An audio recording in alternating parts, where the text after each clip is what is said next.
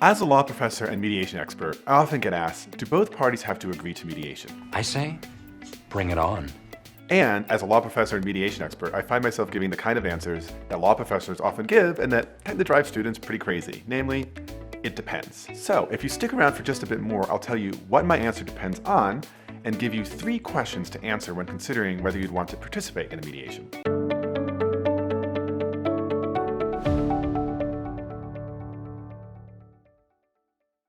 So let me start with the basic question. Do both parties have to agree to mediation?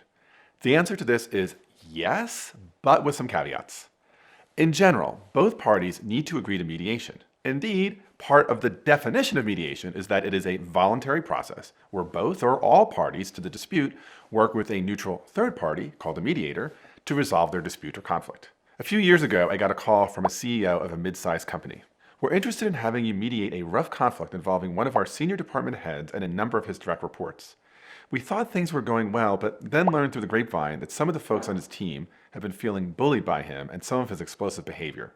After I asked a few questions, I started to learn that none of the employees wanted to participate in the mediation for various reasons, from being averse to conflict to fear of retaliation. Now, in a situation like this, actually a mediation can't move forward because you don't have both sides willing to participate. So then, what are the caveats? Well, in some situations, there might be a negotiated agreement, let's say between union and management, that requires both sides to try mediation even if they prefer not to.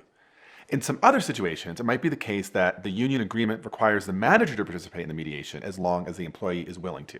There are other instances where an attempt at mediation might be required. For example, in some jurisdictions, parties might be required to participate in mediation in a divorce case before they can move on to family court. The issue of mandatory mediation is one that has been really hotly contested in my field.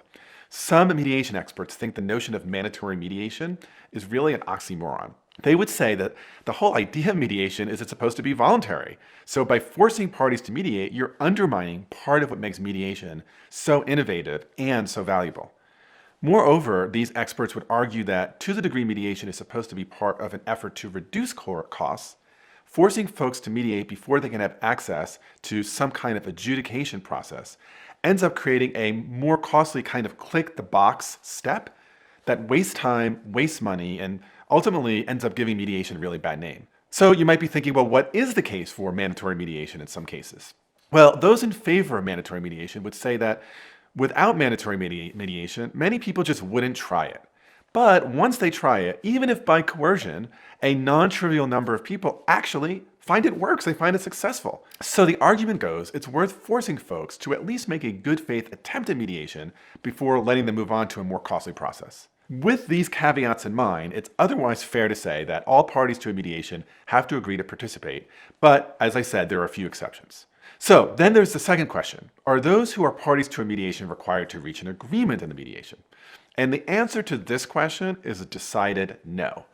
Even in situations where participating in a mediation is required, under no circumstances is coming to an agreement required. Each party is always free to walk away from a mediation table. So with that background, how should you decide whether you might want to participate in a mediation if you find yourself in a dispute or a conflict? Here are a few questions to consider. First, what alternatives do you have if you choose not to mediate, and how well do those alternatives actually meet your interests? The decision to mediate should always be made in light of the other ways you might proceed absent a mediation and how well those other ways meet your short and your long-term interests. For example, one thing you might do is lump it or let the other side just have their way. Another thing you might do is quit. You might walk away from the job or the relationship or the opportunity. Both of these are examples of avoidance, which is a really common way that people use to handle conflict. In the coaching and the consulting work that I do, I often see folks choosing to lump it or avoid, and to be honest, this often breaks my heart to see.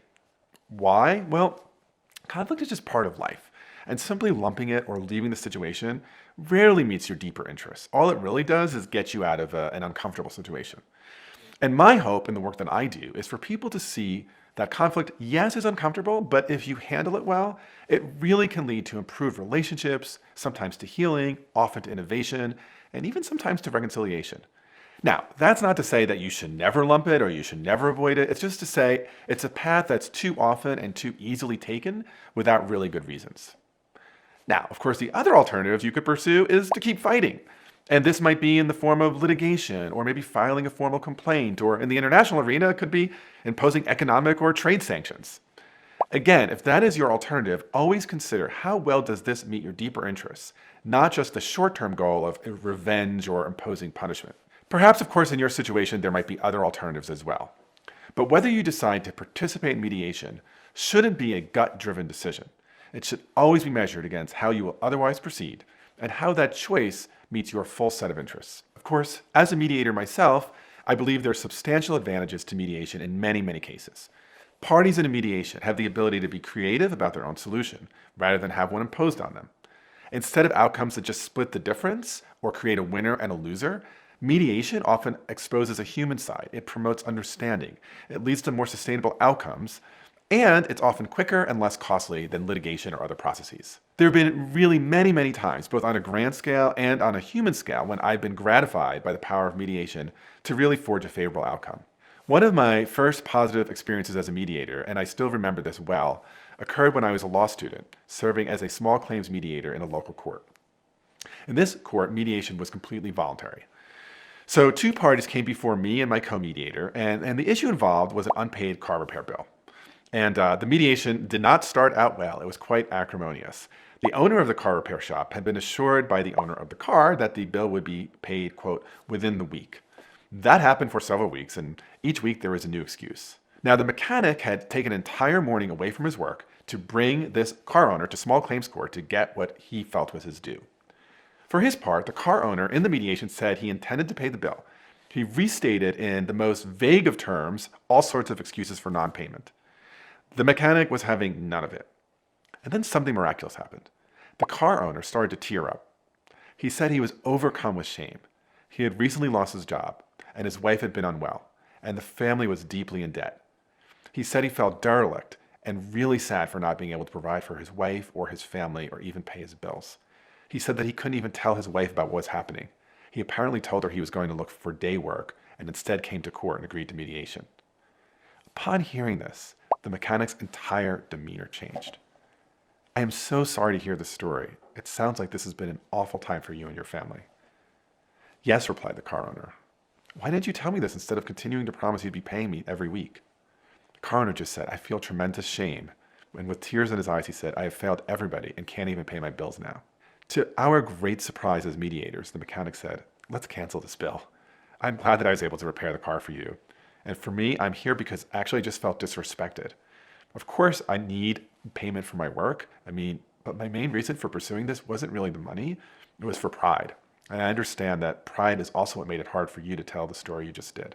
Now, I appreciate this sounds like a Hallmark movie, but honestly, it was real. And it made me see that mediation at times can have advantages that other processes just don't have. Now, of course, not every or even most mediations go quite like this. But mediation has possibilities. And as you weigh choices, keep in mind the power that a mediation has to hatch outcomes you just didn't expect. In this case, I truly believe that both the car owner and the mechanic were better off after the mediation than before, even if the law might have been wholly on the side of the mechanic had he pursued the action. What started in acrimony ended in a heartfelt handshake and a release of obligations. Second, if you decide mediation might be a good way forward, choose a mediator wisely. In most jurisdictions, mediators who are not court-connected are unregulated. And even if they are regulated, mediators have wildly different styles and approaches. For example, some mediators see their main role as hashing out an agreement, even if that means being highly evaluative and forceful. For example, in the legal world, many times mediators are hired because they're seen as having a great deal of experience in evaluating a case.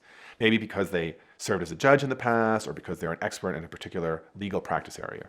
Other mediators may focus more on relationship dynamics between the parties, so they might be more facilitative and less likely to evaluate the merits of the case. They might instead invite parties to examine how underlying interests and relationship dynamics might be contributing to the conflict, and then they might help parties brainstorm solutions. My own approach, my own background and preference is toward this relational approach that examines both the substantive issues in conflict, but also the dynamics of relationships and emotions and histories that can contribute to deadlock and possible resolution. Now, you might not always have control over who the mediator is in a particular situation, and when you don't have control, it's still worth doing some research to understand what their background and their approach is as you consider if you want to participate in the mediation. Finally, ask yourself, if I choose mediation, And if it doesn't reach an agreement, how does that change what alternatives might be available to me? In some cases, the mediation process might alter the landscape of possible post-mediation choices for you. Consider a situation where you are in a conflict with a colleague at work. You may be choosing between trying to work it out through a series of one-on-one conversations. If they don't work, you can then decide to just suck it up and continue your collaboration with your annoying colleague or ask to be transferred to another team. However, if you ask for a mediator and things don't work out, you might think it will simply be too awkward to suck it up and continue to be on the team. In that case, one of your alternatives might feel as if it has disappeared or become less palatable. Perhaps it's worth the risk, perhaps it isn't. But it is important for you to consider these questions before you decide whether to mediate. So, mediation is a process that is highly favorable because the parties involved can decide whether to participate in almost all cases. Even in those situations where they're compelled to participate, they are never forced to reach an agreement. Now that you know more about mediation, I want to direct you to this video, which is what are the qualities of a good mediator. Thanks for hanging out with me. Don't forget to like, subscribe, and hit the bell so you don't miss out on any other content. And of course, if you want to learn more about mediation, what mediators do, and how to become a mediator, keep watching these videos. And if you need mediation services, I hope you'll reach out to me at bobbordone.com. I'm Bob Bordone. Let's keep negotiating together. Click the next video. Here it comes. What makes a good mediator? You are only one click away.